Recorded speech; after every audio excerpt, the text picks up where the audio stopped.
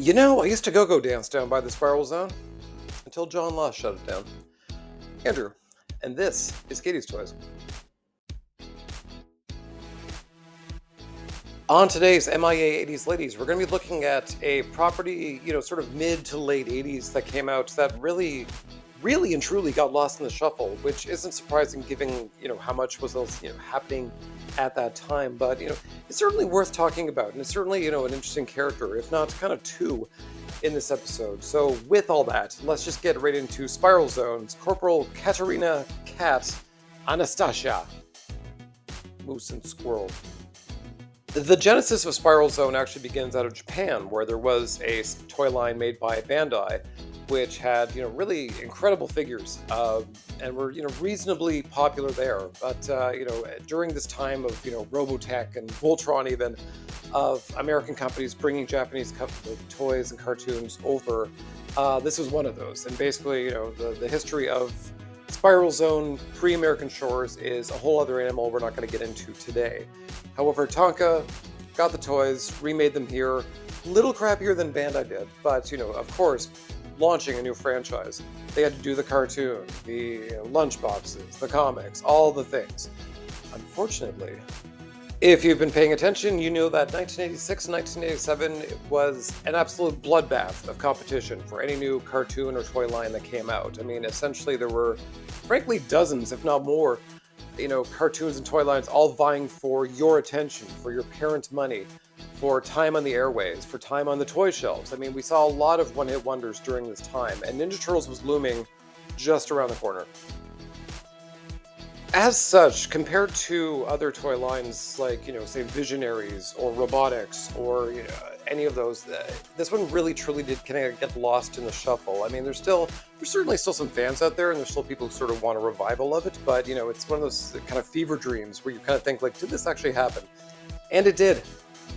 The story of the Spiral Zone is really in that sort of zombie end days kind of, trope where essentially a mad scientist named Overlord, who was a little sexy, decided to build these, kind of Spiral Zone generators and threw them all across the globe in major cities. As such, each zone kind of enslaved the population they're in. Everyone sort of had this sort of glassy eye. They had these like red lesions all over their body. They became essentially like, slaves to Overlord.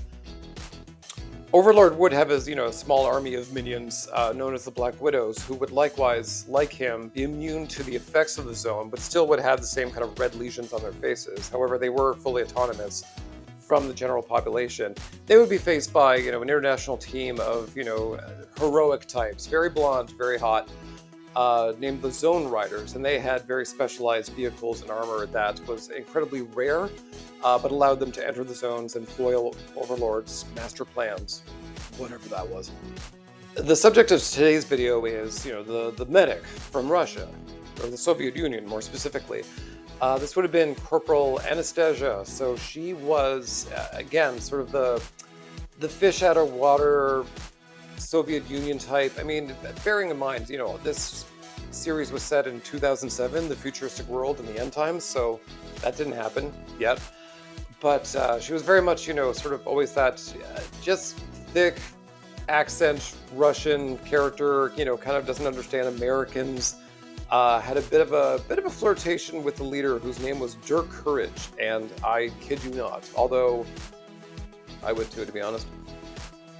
The reason for the season was, of course, selling toys, and Tonka would, of course, bring Bandai's toys over and produce them here. They did have a reasonably nice little wave initially, and that included sort of, pretty much all of the villains and most of the Zone Riders, but not all, importantly.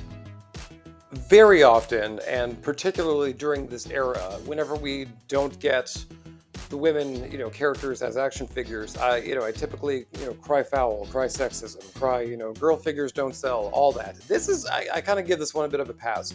For one, the first wave did include Duchess, who was sort of the main villain on the Black Widow's side. She was that mustache twirling bitch, and I really quite like her. Unfortunately, she sort of really blended in amongst the other Black Widows.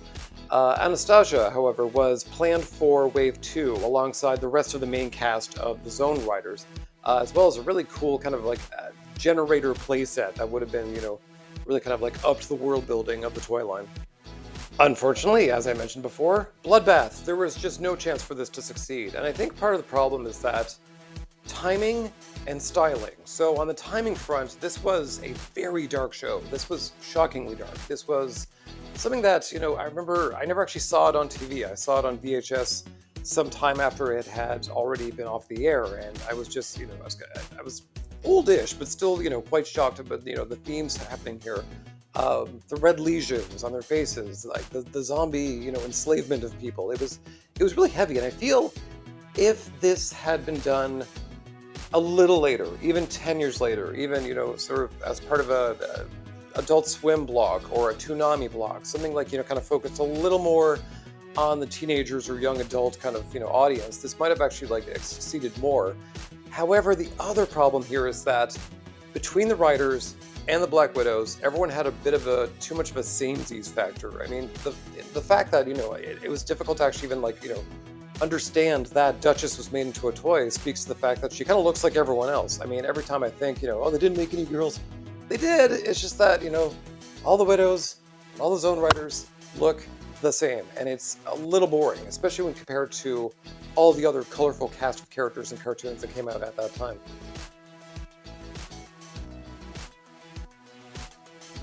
So this will be a really brief final verdict. Nothing. There's nothing. There's nothing. There's literally nothing about this show that has come back. There's not been a comic book. There's not been fan polls. There's not been a lot of chatter online. I mean, maybe in some small circles, for sure. But by and large, I mean, it really did get lost to time. And that's like quite unfortunate. 'Cause, I mean, it's dark. There is an audience there, I think, for, adults to rediscover it. But the fact of the matter is, I don't think I've ever seen a toy line at a toy show, less. I mean, I might have seen one in person once, but it's not something you really see terribly often, and it's not something you see something talked about terribly often. So, as we drain, the murky waters of all these like toy lines that are done around that time, I mean, you never know. I always sort of say, you never know. Maybe there is an audience out there. Maybe, whoever the diehard fans who found this video are there saying like, nay, this is great, but there's nothing to report here. I mean, there's definitely people out there trying to do customs of the figures that were unproduced, but by and large, I mean, this is, sorry, a bit of a dead franchise. And as such, that truly is it for Spiral Zone and Corporal Anastacia. It's unfortunate. I think there's, a lot of promise here, and I think it's definitely got more of a teenager adult vibe, but no one's biting then or now. So I thank you for watching. I thank you for liking, commenting, subscribing, all those YouTubey things, and I will see you next time on MIA 80s Ladies.